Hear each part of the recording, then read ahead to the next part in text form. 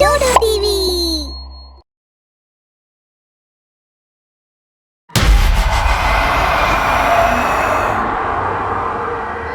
सेदिन रातिरे रौनक डेरीरे घरକୁ ଆସିଥିଲା। ଜଣା ନାହିଁ କାହିଁକି ତା ଭିତରେ ଏକ ଅଦ୍ଭୁତ ପ୍ରକାର ଭୟ ଥିଲା, ଯାହା ତା ମୁହଁରୁ ସଫା ଜଣା ପଡ଼ି ଯାଉଥିଲା। ତା ମା ଶାନ୍ତି ଆଉ ବାବା କେଶବ ଡିନର ଟେବୁଲ ଉପରେ ବସି ତାକୁ ଅପେକ୍ଷା କରୁଥିଲେ, କିନ୍ତୁ ରୌନକ ସେମାନଙ୍କ ଆଡ଼କୁ ଦେଖିଲା ହିଁ ନାହିଁ ଆଉ ନିଜ ରୁମକୁ ଯିବାକୁ ଲାଗିଲା। କିନ୍ତୁ ମା ପଚାରି ହିଁ ଦେଲେ, ରୌନକ ପୁଅ, ଆଜି ତୋତେ ଅଫିସରୁ ଫେରିବାରେ ଏତେ ଡେରି କାହିଁକି ହେଇଗଲା? ମା ରୌନକ ସହ କଥା ହେଉଥିଲେ, କିନ୍ତୁ ରୌନକ କିଛି ଅଲଗା ଚିନ୍ତାରେ ବୁଡ଼ି ରହୁଥିଲା। ସେ ମାର କଥାରେ କୌଣସି ଉତ୍ତର ଦିଏ ନାହିଁ ଆଉ ନିଜ ରୁମକୁ ଶୋଇବାକୁ ପଳାଇଲା। ଶୁଣୁଛ, ମୁଁ କିଛି ଦିନ ହେଲା ଦେଖୁଛି ରୌନକ କିଛି ଅସୁବିଧାରେ ଅଛି। ନା ଠିକରେ ଖାଉଛି ନା କାହା ସହ କଥା ହେଉଛି। ଆରେ ଶାନ୍ତି, ଡରିଲା ଭଳି କୌଣସି କଥା ନାହିଁ। ସେ ଏବେ ତ ଚାକିରିରେ ଯୋଗ ଦେଇଛି ଆଉ ଆରମ୍ଭରେ ଯେକୌଣସି ଲୋକଙ୍କୁ କାମ କରିବାରେ ଟିକେ ଅସୁବିଧା ହୋଇଥାଏ। ଏହା କହି ଶାନ୍ତି ଆଉ କେଶବ ପୁଣି ଥରେ ଖାଇବାକୁ ଲାଗନ୍ତି। ଅଧା ରାତି ହୋଇଯାଇଥିଲା। ରୌନକ ବିଛଣାରେ ଶୋଇ ନିଦରେ କଡ଼ ଲେଉଟାଉଥାଏ। ହଠାତ୍ ରୌନକ ଖୁବ୍ ଜୋରରେ ନିଶ୍ୱାସ ନେଲା। ସେ ନିଜକୁ ନିଜେ ସଂକୁଚିତ ହେଲା, ଯେମିତି ତାକୁ ଥଣ୍ଡା ଲାଗୁଥିଲା। ସେ ଉଠିବାକୁ ଚାହୁଁଥିଲା, କିନ୍ତୁ ସେ ତାର ଆଖି ଖୋଲି ପାରୁନଥିଲା। ଶେଷରେ ସେ ବହୁତ ଚେଷ୍ଟା କରିବା ପରେ ଉଠିଗଲା। ଯେମିତି ତା ଆଖି ଖୋଲିଲା, ସେ ନିଜକୁ ଏକ ଘନ ଜଙ୍ଗଲ ମଝିରେ ଏକ ସୁନସାନ ସଡ଼କ ଉପରେ ପାଇଲା। ତାକୁ ବୁଝା ପଡ଼ୁନଥିଲା କି ଏସବୁ କୌଣସି ସ୍ୱପ୍ନ ନା ସତ। ସେ ସେଠାରୁ ଉଠି ଗୋଟିଏ ଦିଗରେ ଆଗକୁ ବଢ଼ି ଚାଲିଲା। ସେ ଟିକିଏ ଆଗକୁ ବଢ଼ି ହିଁ ଥିଲା କି ତେବେ ଜଙ୍ଗଲରେ କାହାର ଚାଲିବାର ଶବ୍ଦ ଶୁଣାଗଲା। ରୌନକ ସେହି ଶବ୍ଦର ପିଛା କରିବାକୁ ଲାଗିଲା। ରୌନକ ଦେଖିଲା କି ଏକ ମୁଣ୍ଡକଟା ସୈତାନ, ଯାହାର ପିଠି ଉପରେ ଗୋଟେ ଭୁଜାଲି ଭୂଷା ହୋଇଛି। ତାର ପୁରା ଶରୀର ରକ୍ତରେ ଲହୁଲୁହାଣ ହୋଇଯାଇଛି। ସେ ନିଜ ହାତରେ ଖଣ୍ଡା ନେଇ ଘନ ଜଙ୍ଗଲ ଆଡ଼କୁ ବଢ଼ୁଥାଏ। ରୌନକ ତାକୁ ଦେଖି ବହୁତ ଡରିଗଲା। ରୌନକ ଦେଖିଲା କି ସେ ମୁଣ୍ଡକଟା ସୈତାନ ଗୋଟେ ଗଛ ପାଖକୁ ଯାଇ ରହିଯାଇଛି। ରୌନକ ବି ତା ପଛେ ପଛେ ଗଲା। ରୌନକ ଯେତେବେଳେ ସେଠି ପହଞ୍ଚିଲା ତ ସେ ଦେଖିଲା କି ସେ ସୈତାନ ଗୋଟେ ପିଲାକୁ ଗଛରେ ବାନ୍ଧି ରଖିଛି। ସେ ପିଲା ଆଉ କେହି ନୁହେଁ, ରୌନକର ସାଙ୍ଗ ଅମିତ ଥିଲା। ଅମିତର ମୁହଁ କନାରେ ବନ୍ଧା ହୋଇଥିଲା। ସେ ସମୟରେ ସେ ଚିତ୍କାର କରିବାକୁ ଚେଷ୍ଟା କଲେ ବି ତା ଶବ୍ଦ ଶୁଭିବନି। ତାର ପୁରା ଶରୀର ଗଛ ସହ ଦଉଡ଼ିରେ ବନ୍ଧା। ସେ ବହୁ ଚେଷ୍ଟା କଲା ପରେ ବି ସେ ନିଜକୁ ମୁକୁଳେଇ ପାରୁନଥିଲା। ତା ଆଖିରେ ମୃତ୍ୟୁର ଭୟ ସ୍ପଷ୍ଟ ଦେଖାଯାଉଥିଲା। ରୌନକ ଏହା ଦେଖି ବହୁତ ଡରିଗଲା, କିନ୍ତୁ ସେ କିଛି କରିବା ପୂର୍ବରୁ ସେ ମୁଣ୍ଡକଟା ସୈତାନ ତା ଖଣ୍ଡାରେ ଗୋଟେ କ୍ଷଣରେ ଅମିତର ମୁଣ୍ଡକୁ ଶରୀରରୁ ଅଲଗା କରିଦେଲା। ଏହି ଭୟଙ୍କର ଦୃଶ୍ୟ ଦେଖି ରୌନକର ଆତ୍ମା ଥରି ଉଠିଲା। ତାପରେ ସେ ସୈତାନ ରୌନକ ପାଖକୁ ବୁଲିଲା। ରୌନକ ନିଜର ପୁରା ବଳ ଲଗେଇ ତୁରନ୍ତ ସେଠାରୁ ଦୌଡ଼ିଲା। ଯେମିତି ସେ ବୁଝିଗଲା କି ଏସବୁ କାହିଁକି ହେଉଛି ଆଉ ଆଗକୁ ତା ସହ କ'ଣ ହେବାକୁ ଯାଉଛି। ଦୌଡ଼ିଲା ବେଳେ ତା ମୁହଁରୁ ଗୋଟିଏ ଶବ୍ଦ ବାହାରିଲା, ମୋତେ ସୁରଜର କଥା ମାନି ଯିବାର ଥିଲା। ରୌନକ, ସୁରଜ ଆଉ ଅମିତ ଭଲ ସାଙ୍ଗ ଥିଲେ।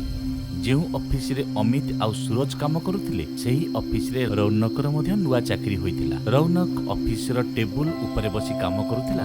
ସେତେବେଳେ ସୁରଜ ଆଉ ଅମିତ ସେଠାକୁ ଆସିଲେ। ରୌନକ ଭାଇ, ତୋ କାମ ସରିଲାଣି କି? देख जदि न हो जे टिके शीघ्र सार, आमे सब एठी बाहर अपेक्षा करिछु। अरे भाई, घर को तो जिबार अछि, टिके अपेक्षा कर, मो काम छिंडे की जाउची। अरे सांगो, आमे घर को जिबा कथा कहनु, लागुची तू भूली गलु। भाई आज तते पार्टी देबा को अछि ना। देख, तू प्रॉमिस करथिलु कि चाकरी हेले तू हमको पार्टी देबु। अरे भाई, मु तो भूली जाईची। ठीक अछि, तुमे माने अपेक्षा कर, मु आसुची। रौनक बाहर को आसिला। भाई को कोठी की जिबार अछि? अरे कोठी की जीवा, सेई आम आटा विक्टोरिया हाई स्कूल पछकू। अरे नाई भाई, से जगह को बहुत लोग जीवा आसीबा करूछंती। अरे सांगो, हमको गोटे एमिति जगह जीवा दरकार जोठी किछि नुआ थिबो ना। देखो, मु एमिति गोटे जगह जानिछि। भाई को जगह सेटा? रौनक आउ सूरजर चेहरारे भय देखागला। भाई तू पागल हो गलु ना कोन? से जगह भूतिया अटे। अच्छा गोटे कथा कह, जदि से रास्ता भूतिया आउ जदि केही सेठी जीवा आसिया करू नाहंती, पुणी से रास्ता एते सफा सुतरा काहेकि रहूची? काहेकि ना से ସଡ଼କକୁ ଭୂତ ହିଁ ସଫା କରୁଛି। ମୁଁ ଗାଁ ଲୋକଙ୍କଠୁ ଶୁଣିଛି କନାଲ ଗାଁରେ ଜଣେ ଜମିଦାର ରହୁଥିଲା। ତାର ଗୋଟିଏ ଝିଅ ଥିଲା ମୀରା, ଯିଏକି ବହୁତ ସୁନ୍ଦରୀ ଥିଲା। ଜମିଦାର ତା ବାହାଘର ଗୋଟେ ବଡ଼ ଘରେ କରିବାକୁ ଚାହୁଁଥିଲା, କିନ୍ତୁ ମୀରା ତାଙ୍କ ମାଳିଙ୍କ ପୁଅ ବିଜୟକୁ ଭଲ ପାଉଥିଲା। ତାକୁ ଜଣାଥିଲା ଯେ ଜମିଦାର ତାଙ୍କ ବାହାଘରରେ କେବେ ରାଜି ହେବ ନାହିଁ। ସେଥିପାଇଁ ସେମାନେ ପଳେଇ ଯାଇ ବାହା ହେବା ପାଇଁ ନିଷ୍ପତ୍ତି ନେଲେ। ଦୁଇ ଜଣ ଘରୁ ପଳେଇ ଗଲେ। ସେମାନେ ବହୁତ ଦୂରକୁ ପଳେଇ ଆସିଲେ, ସେହି ନିଛାଟିଆ ରାସ୍ତା ପର୍ଯ୍ୟନ୍ତ। କିନ୍ତୁ ସେ ଜାଣିନଥିଲେ କି ଜମିଦାରର ହାତ କେତେ ଲମ୍ବା। ତାଙ୍କୁ ଜମିଦାରର ଜଣେ ଲୋକ ଦେଖିଦେଲା, ଆଉ ଜମିଦାର ପାଖକୁ ଖବର ପହଞ୍ଚିଗଲା। ବାସ୍, ଜମିଦାର ଆସି ପହଞ୍ଚିଗଲା। ସେ ତା ଝିଅକୁ ସେଠାରୁ ନେଇଗଲା, ଆଉ ବିଜୟର ପିଠିରେ ପ୍ରଥମେ ଭୁଜାଲି ମିଶିଲା, ତାପରେ ଖଣ୍ଡାରେ ତା ମୁଣ୍ଡକୁ ଶରୀରରୁ ଅଲଗା କରିଦେଲା।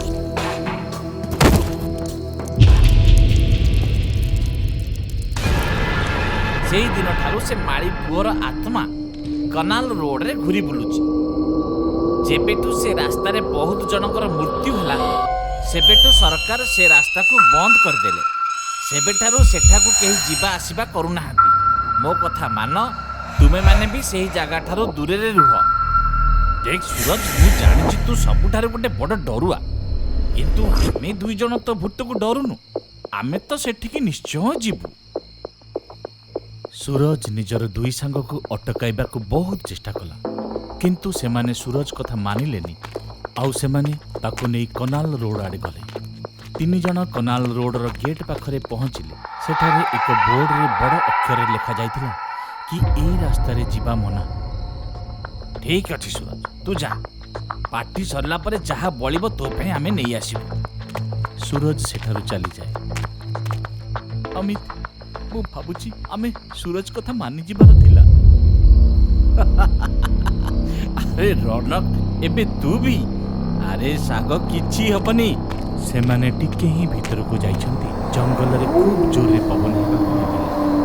ଏତିକିବେଳେ କେହି ଜଣେ ଦୂରରୁ ଚାଲିକି ଆସୁଥିବାର ଶବ୍ଦ ଶୁଣିଲେ, ଯେମିତି କେହି ଜଣେ ତାଙ୍କ ଆଡ଼କୁ। ସେମାନେ ଡରିଯାଆନ୍ତି। ସେମାନେ ଦୌଡ଼ିବାକୁ ଚାହାନ୍ତି, କିନ୍ତୁ ସେମାନେ ସେ ଜାଗାରୁ ଭୁଲି ପାରନ୍ତି। ତାଙ୍କ ଗୋଡ଼ ଯେମିତି ତଳେ ଲାଖି ଯାଇଥିଲା। ସେମାନେ ଦେଖିଲେ ଗୋଟିଏ ମୁଣ୍ଡଫଟା ଶୈତାନ ତାଙ୍କରି ଆଡ଼କୁ ମାଡ଼ି ଆସୁଛି। ତାକୁ ଦେଖି ସେମାନଙ୍କ ପାଦ ତଳୁ ମାଟି ଖସିବ। ସେ ଦୁଇ ଜଣ ଝାଳରେ ବୁଡ଼ିଯାନ୍ତି। ଦୁଇ ଜଣ ଦୌଡ଼ିବାକୁ ଚେଷ୍ଟା କରନ୍ତି, କିନ୍ତୁ ଦୌଡ଼ି ପାରନ୍ତି। ସେ ଶୈତାନ ଅନ୍ଧାରେ ପଡ଼ି ଉଭାନ ହୋଇଗଲା। ଆଉ ନିଜ ଜୀବନ ବଞ୍ଚାଇ ପାରୁ କ'ଣ କରିଥିଲେ। ଶେଷରେ ସହରର ଭିଡ଼ ଜାଗାରେ ପହଞ୍ଚି ଟିକେ ଆଶ୍ୱସ୍ତି ମିଳିଲା। ଅମିତ, ଆଜି ମୋତେ ବିଶ୍ୱାସ ହେଲା କି ସତରେ ଭୂତ ଥାଆନ୍ତି। କିନ୍ତୁ ମୋତେ ଏବେ ବି ଲାଗୁନି ସେ ଗୋଟେ ଭୂତ ଥିଲା ବୋଲି। ଲାଗୁଛି କି ଆମକୁ କେହି ଜଣେ ଡରେଇବାକୁ ଚେଷ୍ଟା କରୁଥିଲା। କାରଣ ସୁରଜ କଥା ଅନୁସାରେ ସେ ଶୈତାନ କାହାକୁ ଜୀବନ୍ତ ଛାଡ଼େନି। ତାହେଲେ ଆମକୁ କେମିତି ସେ ଛାଡ଼ିଦେଲା? ଦୁଇ ଜଣ ନିଜ ଘରକୁ ଫେରିଲେ, ଆଉ ନିଶ୍ଚିତ ହୋଇ ଶୋଇପଡ଼ିଲେ। ମଧ୍ୟରାତ୍ରି ହୋଇଗଲା। ଅମିତ ନିଜ ବିଛଣାରେ ଶାନ୍ତିରେ ଶୋଇଥିଲା। ସେତେବେଳେ ଧୀରେ ଧୀରେ ତାର ଚେହେରାରେ ଥିବା ଖୁସି ଭୟରେ ବଦଳିବାକୁ ଲାଗିଲା। ହଠାତ୍ ଆଖି ଖୋଲିଲା ବେଳକୁ ସେ ଜଙ୍ଗଲରେ ଥିଲା। ଗଛରେ ତାର ପୁରା ଶରୀର ଦଉଡ଼ିରେ ବନ୍ଧା ହୋଇଥିଲା, ଆଉ ମୁହଁ କନାରେ ବନ୍ଧା ହୋଇଥିଲା। ଜଙ୍ଗଲରେ ଜୋର ପବନ ହେଉଥିଲା। ଅମିତ ପୁଣି ସେଇଠି କନାଲ ରୋଡରେ ପହଞ୍ଚି ସାରିଥିଲା। କିଛି ସମୟ ପରେ ସେ ବୁଝିଗଲା ଏସବୁ ସତ୍ୟ। ଏବେ ସେ କନାଲ ରୋଡ କଥା ମଧ୍ୟ ସତ୍ୟ। ପୁଣି ପରଦିନ ସକାଳୁ ଅମିତ ଅଫିସ ଆସିଲାନି। ଯେବେ ରୌନକ ଆଉ ସୁରଜ ତା ଘରକୁ ବୁଝିବା ପାଇଁ ଗଲେ, ତେବେ ତାଙ୍କୁ ଜଣାପଡ଼ିଲା ଅମିତ ରାତିରୁ ହିଁ ନିଖୋଜ ଅଛି। ସେ ଦୁଇ ଜଣ ବହୁତ ବ୍ୟସ୍ତ ହୋଇ ପଡ଼ିଲେ। ସୁରଜ ରୌନକକୁ କହିଲା, ଏସବୁ କନାଲ ରୋଡ ଯିବାର ଫଳ। ଏହି କଥାରେ ରୌନକ ବହୁତ ଡରିଗଲା। ସେ ସବୁ ସମୟରେ ଚିନ୍ତାରେ ରହିଲା। ରୌନକ ତା ଜୀବନ ବଞ୍ଚେଇ ଦୌଡ଼ୁଥିଲା। ସେ ବାସ୍ କନାଲ ରୋଡର ଗେଟ୍ ପାଖରେ ପହଞ୍ଚିବାକୁ ଥିଲା, ତା ମୁହଁରେ ଲକ୍ଷ୍ୟ ପାଇଯିବାର। ଶେଷରେ ସେ ଗେଟ୍ ପାର କରି ବାହାରକୁ ଆସିଲା। ସେ ଆଖି ବନ୍ଦ କଲା ଆଉ ଟିକେ ହସିଲା, କିନ୍ତୁ ଯେତେବେଳେ ସେ ଆଖି ଖୋଲିଲା, ସେ ପୁଣି ସେହି ପୂର୍ବ ଜାଗାରେ ଥିଲା। ଅମିତର କଟା ମୁଣ୍ଡ ତା ପାଖରେ ପଡ଼ିଥିଲା। ସେ ଯେମିତି ବୁଲିଲା, ଶୈତାନ ଖଣ୍ଡାରେ ରୌନକ ମୁଣ୍ଡକୁ ଶରୀର ଅଲଗା କରିଦେଲା।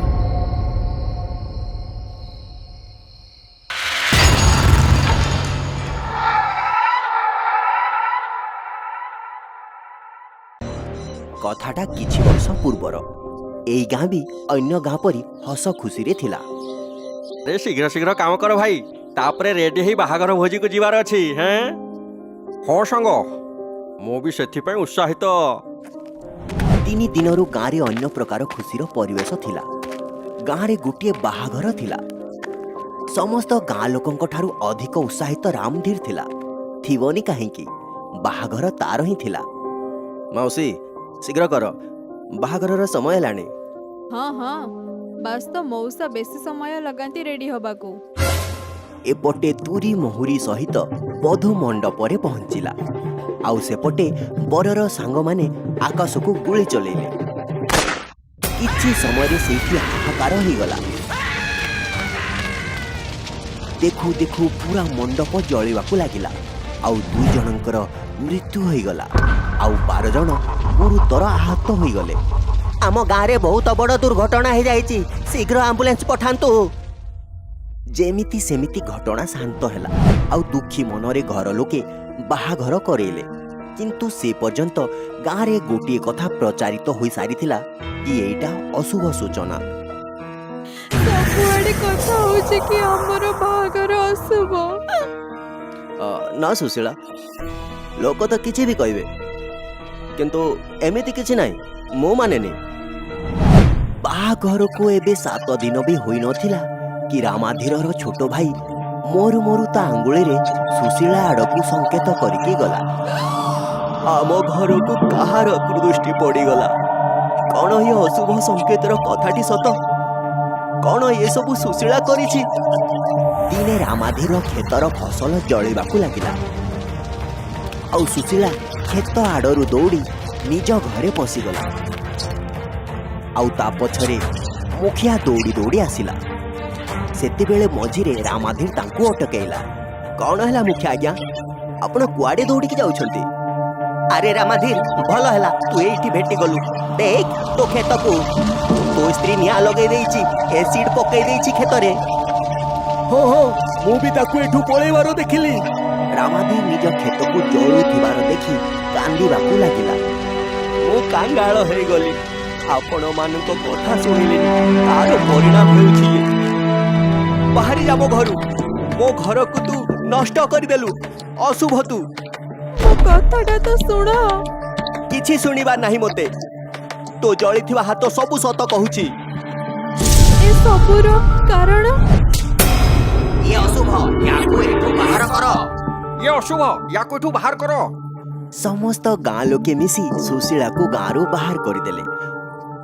बहुत दिन बीतीगला, सुशीला काहाकू दिसिलानी। मु सुनिली कि से अशुभ मरीगला। जेपेठू गाँ को आसीथिला केते लोकन को खाईगला। आउ बेचारा रामाधीर को तो बर्बाद ही करिदेला। रामाधीर निज खेत पाई बहुत चिंतारे थिला, कारण सेटा ही तार बंचिबार माध्यम थिला। सबु फसल तो जळीगला। एबे पेट केमिति भरिबो? रामाधीर, तो समस्यार समाधान अछि मो पाखरे। कहंतु ना, कौन उपाय अछि? तू 2 वर्ष पाई निज खेत को मुखियांकू बंधा पकई दे। आउ जेबे माटी भल होई जिवो तो पुणी चाष करबा को लागि जिवु। रामाधीर राजी होई गला।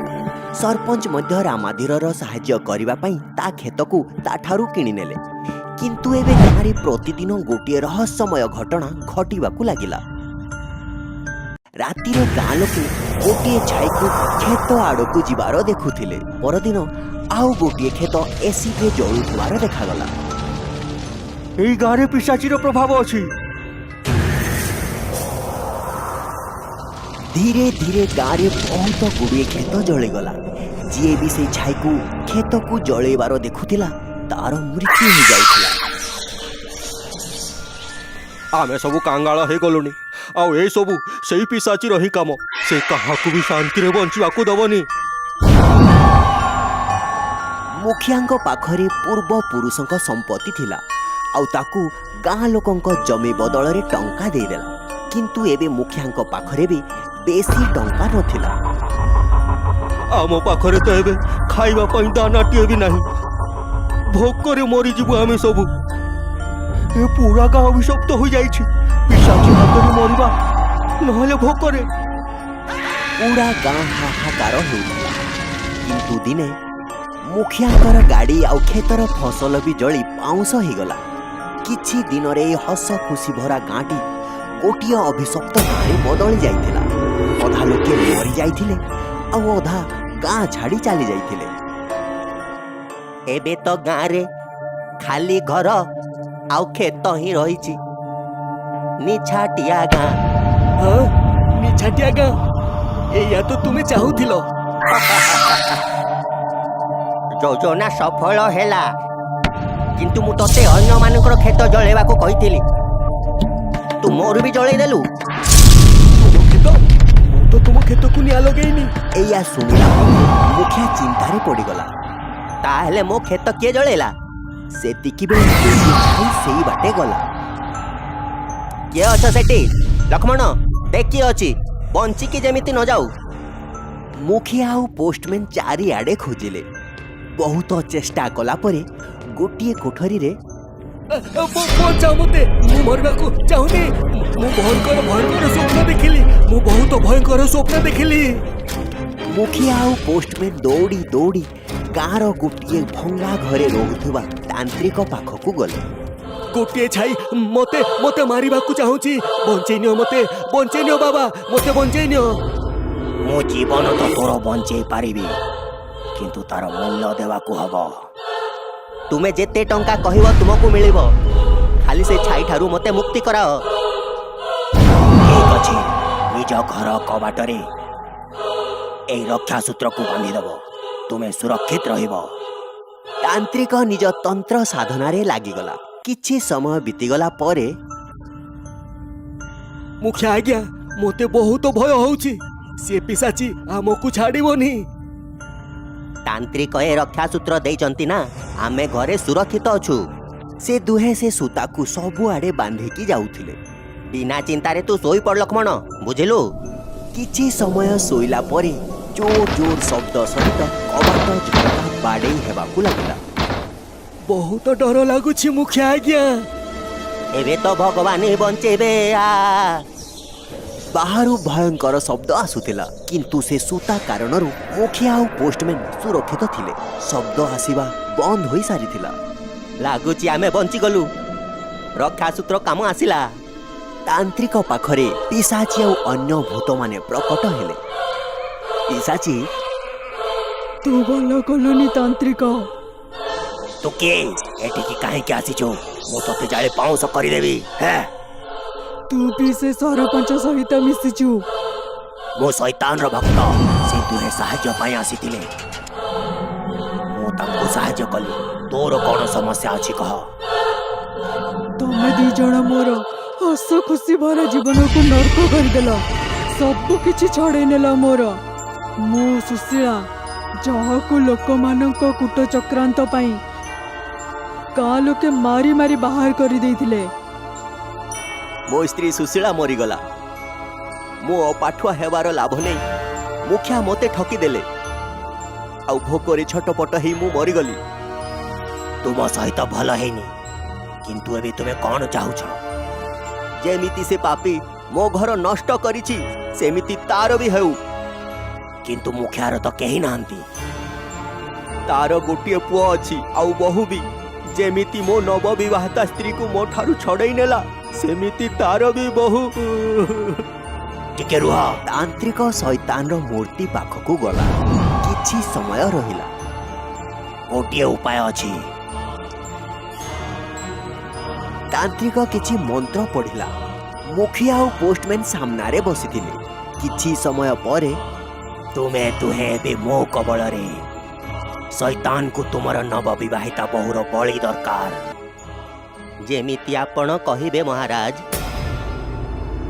ଶୈତାନକୁ ବଳିରେ ଭୂତଙ୍କୁ ମୁକ୍ତି ମିଳିଥାନ୍ତା। ତାଙ୍କ ପ୍ରତିଶୋଧ ପୂରା ହେବାର ଥିଲା, ଆଉ ତାନ୍ତ୍ରିକକୁ ନୂଆ ଶକ୍ତି ମିଳିବାର ଥିଲା। କିନ୍ତୁ ଅପେକ୍ଷା, ବହୁତ ସମୟ ଅପେକ୍ଷା। ୟା ଆଗର କାହାଣୀ ଆପଣମାନେ ଆଗ ଭାଗରେ ଦେଖିସାରିଛନ୍ତି, କିନ୍ତୁ ଏବେ କାହାଣୀ ବାକି ଅଛି। ତାନ୍ତ୍ରିକ ସରପଞ୍ଚ ଆଉ ପୋଷ୍ଟମ୍ୟାନଙ୍କୁ ପଚରା ଉଚରା। ନେହା ଆଉ ଆୟନ ବି ସେଇଠି ଥିଲେ। ରାହୁଲ, ଠିକ୍ ସମୟରେ ଖବର ଦେଇ ତୁ ତୋ ଭଉଣୀର ଜୀବନ ବଞ୍ଚେଇଛୁ। आउ आमको साहाय्य करी ए अपराधी को धरिबारे। शाबाश। Thank you sir. ए लोकों को कठोर दंड दियंतु। चाल मुखिया, एबे सत कहिबा आरंभ कर। हाँ, मु ही पूरा गाँर जमी हातेबा पाई योजना करिथिली। गाँ रे हाईवे जाई थांता आउ सरकार जमी पाई 10 गुणा अधिक टंका दउथिले। मु चाहू नथिले कि कोनोसी गाँ लोके धनी हुअन्तु। बाहाघर मंडप रे निया केमिति लागिला? बंधुकर गोली बिजुलीर ताରରେ बाजिला ଆଉ ତାର ପୋଡ଼ି ନିଆଁ ଲାଗିଗଲା, କିନ୍ତୁ ଆମେ ଆକୁ ଅଶୁଭର ନାଁ ଦେଇଦେଲୁ।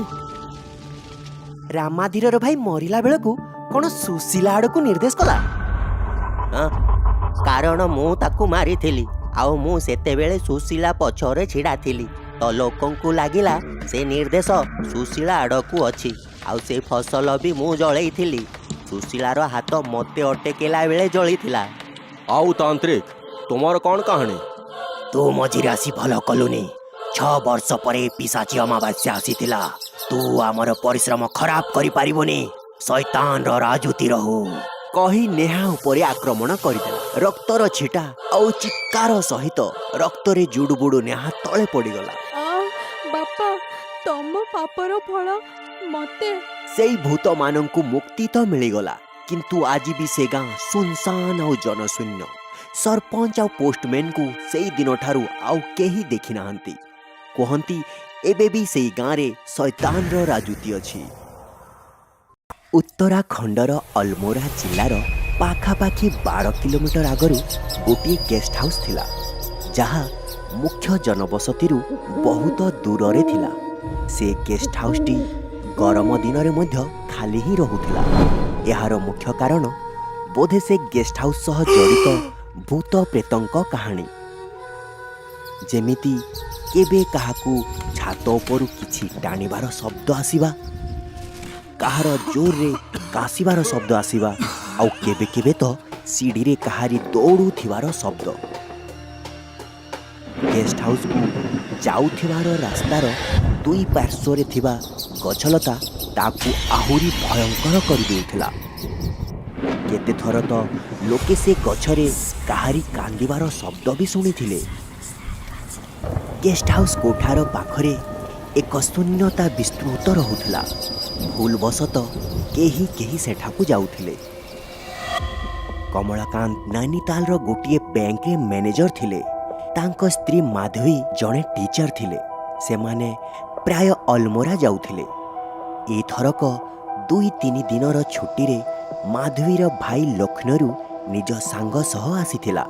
समस्ते मिसी अल्मोरा जिबार प्रोग्राम करिनेले। कमलाकांत तांको स्त्री माधवी, रवि आउ अनुप गोटे जीप रे बसी अल्मोरा आड़कू जाउथिले। जीप कमलाकांत चलाउथिले।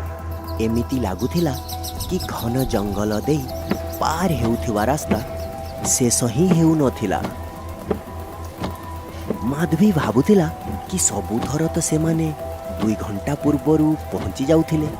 एथर कौन हे गला? हठात जीप रो ब्रेक जाम हे गला आउ जीप टी रही गला। कमलाकांत तोल्हे चेक कले तो जना पड़िला कि जीप किछि खराब हे जाइछि। हठात जोर रे बिजुली चमकिबाकू लागिला आउ वर्षा मध्य आरंभ हे गला।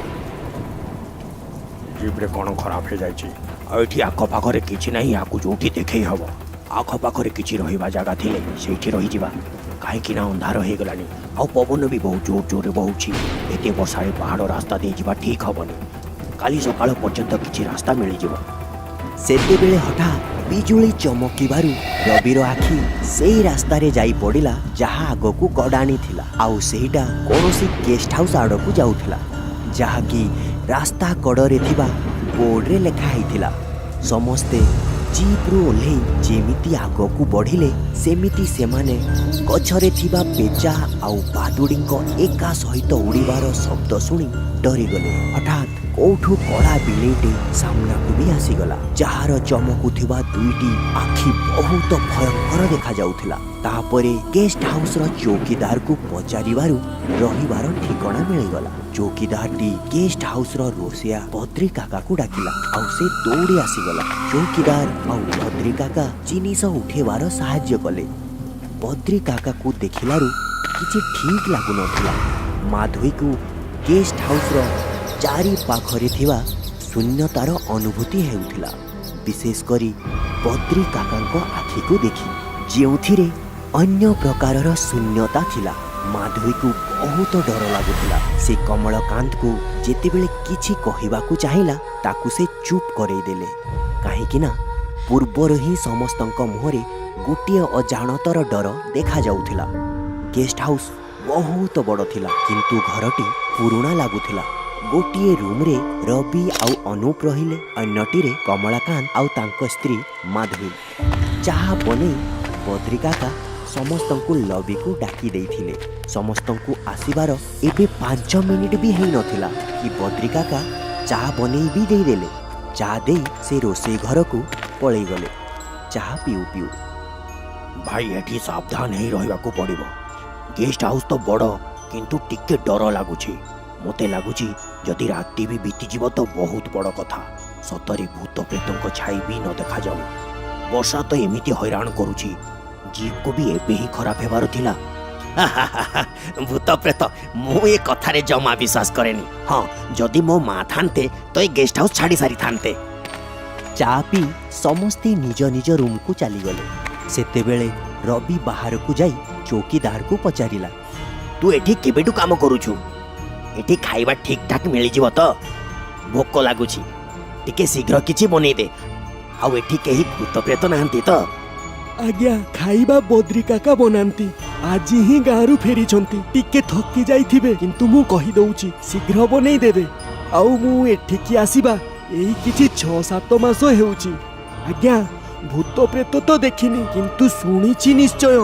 ଥରେ ତ ତୁମ ବୟସର ଜଣେ ଆଜ୍ଞା ଆସିଥିଲେ। ସେ ରାତିରେ ଏମିତି କିଛି ଦେଖିନେଲେ ଯେ ଅଧା ରାତିରେ ନିଜ ଜିନିଷପତ୍ର ନେଇ ପଳେଇ ଗଲେ।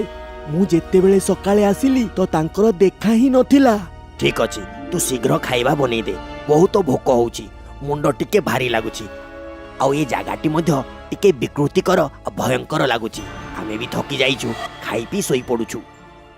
ରାତି ଖାଇବା ଖାଇସାରି ସମସ୍ତେ ବାହାରେ ଥିବା ଲନ୍ରେ ବୁଲିବାକୁ ଲାଗିଲେ।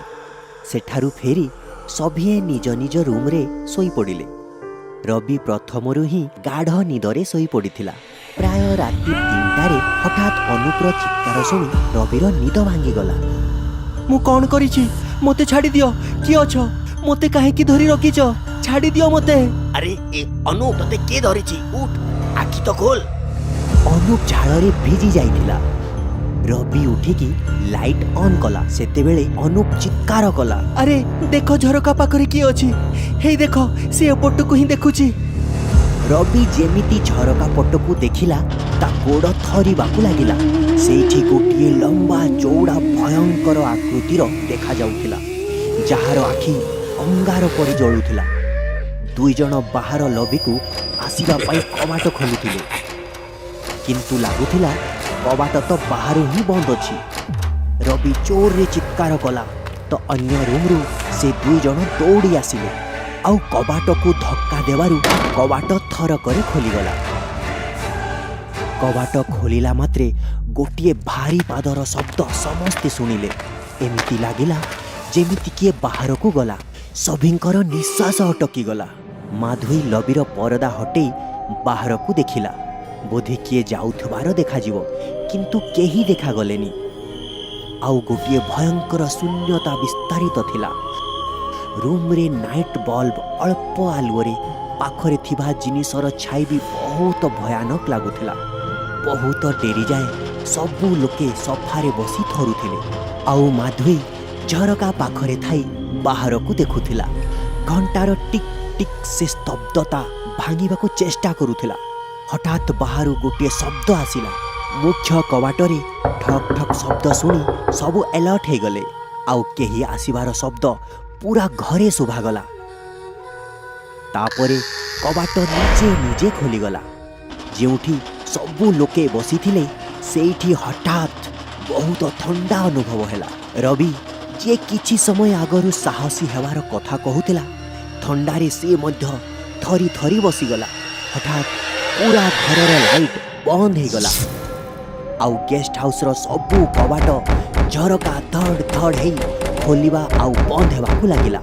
କିଛି ସମୟରେ ଯେତେବେଳେ ଲାଇଟ୍ ଆସିଲା କୋଉ ଶବ୍ଦରୁ ଏକା ସହିତ ସମସ୍ତଙ୍କ ଆଖି ଛାତ ଆଡ଼କୁ ଗଲା, ଯେଉଁଠି ସତେଜ ରକ୍ତର ଦାଗ ପଡ଼ିଥିଲା। ମାଧୁରୀର ଡର କାରଣରୁ ଅବସ୍ଥା ଖରାପ ଥିଲା।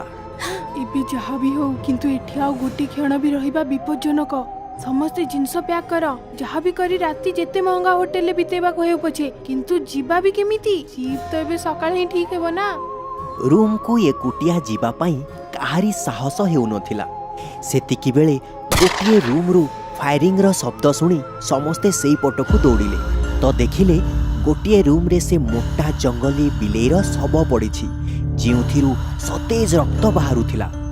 ମାଧୁରୀ ତ ଲବିକୁ ଆସିଗଲା ଆଉ ଭୟରେ ଚେତାଶୂନ୍ୟ ହୋଇଗଲା। ନିଜ ଡରକୁ ଆୟତ୍ତ କରି ସମସ୍ତେ ତା ଚେତା ଫେରେଇ ଆଣିବା ପାଇଁ ଚେଷ୍ଟା କରୁଥିଲେ। ଯେମିତି ବି ହଉ ତାକୁ ଚେତା ଫେରି ଆସିଲା। ସେତେବେଳେ ସକାଳ 5ଟା ହୋଇଯାଇଥିଲା। କବାଟ ଖୋଲିଲା ତ ସମସ୍ତେ ବଦ୍ରି କାକାକୁ ଦେଖି ଶାନ୍ତିରେ ନିଶ୍ୱାସ ନେଲେ, କିନ୍ତୁ ମାଧୁରୀକୁ କିଛି ସନ୍ଦେହ ହେଉଥିଲା। ବଦ୍ରି କାକା ସଭିଙ୍କୁ ଲବିରେ ଦେଖି ସେଠାକୁ ପଳେଇ ଆସିଲେ। ଯେତେବେଳେ ସବୁ କଥା ଶୁଣିଲେ ତ ଅତି ଶୀଘ୍ର ସେ ରୁମ୍କୁ ଚାଲିଗଲେ। ଆଜ୍ଞା ସେଠି ତ କିଛି ନାହିଁ, ନା ବିଲେଇ ଅଛି ନା ରକ୍ତର ଦାଗ। ପ୍ରକୃତରେ ସେଠି କିଛି ବି ନଥିଲା। କାହାଣୀ ଜଟିଳ ହେଇଯାଉଥିଲା। ସକାଳ ବି ହେଇଯାଇଥିଲା ଆଉ ବଦ୍ରି କାକା ଆସିବାରୁ ସାହସ ବି ମିଳିଗଲା। ରବି ବାହାରକୁ ଆସିଲା ତ ଚୌକିଦାର ତାକୁ କହିଲା, ଆଜ୍ଞା ରାତିରେ ମୁଁ ଯେତେବେଳେ ଏଠୁ ଗଲି ମତେ ଏ ଗେଷ୍ଟ ହାଉସର ପୁରୁଣା ଚୌକିଦାର ମିଳିଯାଇଥିଲା। କଥା କଥାରେ ସେ କହିଲା କି ସେ ଏଇ ଗେଷ୍ଟ ହାଉସରେ ଅନେକ ବର୍ଷ ଯାଏ କାମ କରିଛି। ସେ ଗେଷ୍ଟ ହାଉସ ବିଷୟରେ କିଛି ଅଜବ କଥା କହିଲା। ସେ କହୁଥିଲା କି ଦିନେ ଗେଷ୍ଟ ହାଉସରେ ସ୍ୱାମୀ ସ୍ତ୍ରୀ ରହିବାକୁ ଆସିଥିଲେ। 4 ଦିନ ରହିଲେ ଆଉ ସବୁବେଳେ ଝଗଡ଼ା କରୁଥିଲେ। ତାଙ୍କ ସ୍ତ୍ରୀର ଅନ୍ୟ କାହା ସହ ସମ୍ପର୍କ ଥିଲା ବୋଧେ, ସେଇଟା ଝଗଡ଼ାର କାରଣ ଥିଲା। 4ର୍ଥ ଦିନ ତାଙ୍କ ସ୍ତ୍ରୀ କିଛି କାରଣରୁ ବାହାରକୁ ଗଲା। ସେତେବେଳେ ତା ସ୍ୱାମୀ ନିଜକୁ ଗୁଳି ମାରି ଆତ୍ମହତ୍ୟା କରିନେଲା। ସେବେଠୁ ସେ ଲୋକର ଆତ୍ମା ଏ ଗେଷ୍ଟ ହାଉସରେ ବୁଲୁଛି। ସମସ୍ତେ ଏତିକି ଶୁଣି ଶୀଘ୍ର ସେଠୁ ବାହାରି ଯିବାର ନିଷ୍ପତ୍ତି ନେଲେ। ନିଜ ନିଜ ଜିନିଷ ନେଇ ଜିପ୍ରେ ବସିଗଲେ। ଆଜ୍ଞା ଏଇ ରଡ୍କୁ ନିଜ ଗାଡ଼ିରେ ରଖିନିଅନ୍ତୁ, ନହେଲେ ତୁମେମାନେ ଏଠୁ ବାହାରି ପାରିବନି। ଭୂତ ପ୍ରେତ ଲୁହାକୁ ବହୁତ ଡରନ୍ତି। ଗେଷ୍ଟ ହାଉସର ଗୋଟିଏ ରୁମ୍ରେ ଏମିତି ବହୁତ ଗୁଡ଼ାଏ ରଡ୍ ଅଛି। ମୁଁ ଯେବେଠୁ ଆସିଛି ଏମିତି ଘଟଣା ପ୍ରଥମ ଥର ଦେଖୁଛି। କମଳକାନ୍ତ ଜିପ୍ ଷ୍ଟାର୍ଟ କରିବା ମାତ୍ରେ ଶୀଘ୍ର ଷ୍ଟାର୍ଟ ହେଇଗଲା। ସେମାନେ ବହୁତ ଆଶ୍ଚର୍ଯ୍ୟ ହେଲେ। ସେମାନେ ଭାବୁଥିଲେ କି କାଲି ଏଇ ଜିପ୍କୁ ହେଇଥିଲା କ'ଣ? କାଲି ଜିପ୍ ଖରାପ ହେବା ଏଇ ଗେଷ୍ଟ ହାଉସର ଅତୃପ୍ତ ଆତ୍ମାର କିଛି ଯୋଜନା ଥିଲା ବୋଧେ। କେବଳ ଖାଲି 10ରୁ 12 କିଲୋମିଟର ହିଁ ତ ବାକି ଥିଲା ଅଲମୋରା। ଗେଷ୍ଟ ହାଉସରୁ ବାହାରି ଟିକେ ଆଗକୁ ବଢ଼ିଥିଲେ କି ତାଙ୍କ ଜିପ୍ ସାମ୍ନାରୁ ଗଛରେ ଗୋଟିଏ ଲମ୍ବା ଚଉଡ଼ା ଛାଇଟେ ଯିଏ କଳା ରଙ୍ଗର କପଡ଼ା ପିନ୍ଧିଥିଲା ଡେଇଁ ପଡ଼ିଲା। ଜିପ୍ର ବ୍ରେକ୍ ହଲିଗଲା ଆଉ ଗାଡ଼ି ଗଛରେ ବାଡ଼େଇ ହେବାରୁ ବଞ୍ଚିଗଲା। ଗାଡ଼ି ସେଇଠି ଛିଡ଼ା ହେଇଗଲା। ସେ ଛାଇକୁ ଦେଖି ସଭିଙ୍କର ଚିତ୍କାର ବାହାରି ପଡ଼ିଲା। ଏମିତି ଲାଗିଲା ଯେମିତି ସମସ୍ତଙ୍କ ଶରୀର ହଠାତ୍ ଥଣ୍ଡାରେ ବସିଯାଇଛି। ଜିପ୍ କମଳକାନ୍ତ ହିଁ ଚଲାଉଥିଲେ। ସେ ଛାଇଟି ରାସ୍ତାରେ ହିଁ ଛିଡ଼ା ଥିଲା। ସେତେବେଳେ ସେମାନେ ପଛପଟୁ କେହି ଜୋରରେ ଚିତ୍କାର କରୁଥିବାର ଶୁଣିଲେ। ରୁହନ୍ତୁ ଆଜ୍ଞା, ଆଜ୍ଞା ରୁହନ୍ତୁ। ଦୁହେଁ ଚୌକିଦାର ଆଉ ବଦ୍ରି କାକା ସାଇକେଲ ଚଲେଇ ଆସୁଥିଲେ। ସେ ଛାଇଟି ଯାଇ ସାରିଥିଲା। ଆଜ୍ଞା ଗଜବ ହେଇଗଲା। ବଦ୍ରି କାକା ତ 15 ଦିନ ଛୁଟିରେ ଯାଇଥିଲେ ଆଉ ସେ ଆସିବା ପରେ ଗେଷ୍ଟ ହାଉସରେ ପହଞ୍ଚିଲେ। ସେ ଯେବେ ଶୁଣିଲେ କି ଅତିଥି ଆସିଛନ୍ତି ତ ତାଙ୍କର ପ୍ରଥମ ପ୍ରଶ୍ନ ଏଇଆ ଥିଲା କି ଖାଇବା କିଏ ବନେଇଲା। ସେତେବେଳେ ମୋ ମୁଣ୍ଡ ଖରାପ ହେଇଗଲା କି ପୁଣି ସେ କିଏ ଥିଲା ଆଉ ମୁଁ ବି ଡରିଗଲି। ମୁଁ ଗୋଟିଏ ଦିନ ଭୂତ ସହ ରହିଲି। ମୁଁ ଏଠି ଆପଣଙ୍କୁ ଏଇଆ କହିବାକୁ ଆସିଛି, ଯାହାକୁ ଆମେ ବଦ୍ରି କାକା ଭାବୁଥିଲୁ ସେ ଭୂତ କି ପ୍ରେତ ବା ଶୈତାନ ଥିଲା। ଏହା ଶୁଣି ସମସ୍ତେ ହଠାତ୍ ବହୁତ ବେଶୀ ଡରିଗଲେ। ସେମାନେ ଚୌକିଦାରକୁ ଯେମିତି ବି ହଉ ଗାଡ଼ିରେ ବସେଇଲେ, ପୁଣି ଗେଷ୍ଟ ହାଉସକୁ ନେଇକି ଗଲେ। ପୁଣି ସେ କିଏ ଥିଲା? ଆଜ୍ଞା ମୁଁ ତ ଏଠି ଆଉ ଜମା ରହିପାରିବିନି। ସେ କେବେ କୋଉ ରୂପରେ ଆସିଯିବ କେଜାଣି। ତୋତେ ଜଣା ନଥିଲା କି ବଦ୍ରି କାକା ଛୁଟିରେ ଯାଇଛନ୍ତି? ତ ତୁ ପୁଣି କାହିଁକି ବଦ୍ରି କାକାକୁ ଡାକିଲୁ? ମୁଁ ତ ଏଇଆ ଜାଣିଥିଲି କି ବଦ୍ରି କାକା ଆସିଯାଇଛନ୍ତି, କାରଣ ୟାଙ୍କୁ ତ କାଲି ଆସିବାର ଥିଲା। ତାପରେ ସେ କହିଲେ ଯେ କାଲି ୟାଙ୍କ ବସ୍ ଛାଡ଼ି ହେଇଯାଇଥିଲା, ସେଥିପାଇଁ ସେ ରାତିରେ ବସ୍ ନେଇ ଏବେ ଏଠି ପହଞ୍ଚିଛନ୍ତି। ଚୌକିଦାରର ଚେତା ଫେରିଲା ପରେ ସମସ୍ତେ ଆସି ଜିପ୍ରେ ବସିଗଲେ। କମଳକାନ୍ତ ଗାଡ଼ି ଶୀଘ୍ର ଷ୍ଟାର୍ଟ କରିଦେଲେ। ସମସ୍ତେ ଗେଷ୍ଟ ହାଉସ୍ରେ ଅଧା ରାତିରୁ ହିଁ ଶୋଇ ନଥିଲେ। ଏତେ ଭୟଙ୍କର ଘଟଣା ପରେ କାହାରି ଅଲମୋରା ଯିବାର ସାହସ ହେଲାନି। କମଳକାନ୍ତ ଗାଡ଼ିକୁ ଫେରେଇ ଆଣୁଥିଲେ। ପୁରା ରାସ୍ତା ସମସ୍ତଙ୍କ ଜୀବନ ବେକରେ ଅଟକି ଯାଇଥିଲା କି କେଉଁଠି ପୁଣି କିଛି ବିପଦ ନ ଘଟୁ। ଆଜି ପରଠାରୁ କୋଉଠିକି ଯିବା ଆଗରୁ ସେ ଜାଗା ବିଷୟରେ ନ ଜାଣି କୁଆଡ଼େ ଯିବାନି। ଆଜି ତ ମରୁ ମରୁ ବଞ୍ଚିଗଲୁ। ଜୀବନ ବଞ୍ଚିଗଲା ସେତିକି ବହୁତ ବଡ଼ କଥା। ଛୁଟିର ସବୁ ମଜା ଫିକା ପଡ଼ିଯାଇଥିଲା। ଓଲଟା ଗୋଟିଏ କେବେ ନ ଭୁଲିବା ପରି ଘଟଣାଟିଏ ଘଟି ଯାଇଥିଲା। ନିଜ ଘରେ ପହଞ୍ଚିଲା ପରେ ସମସ୍ତେ ଟିକେ ଆଶ୍ୱସ୍ତ ଅନୁଭବ କରିଥିଲେ। ପ୍ଲିଜ୍ ଆମ ଚ୍ୟାନେଲକୁ ସବସ୍କ୍ରାଇବ୍ କରନ୍ତୁ ଏଇମିତି ଆହୁରି ଭଲ ଭଲ କାହାଣୀ ପାଇଁ। Thank you.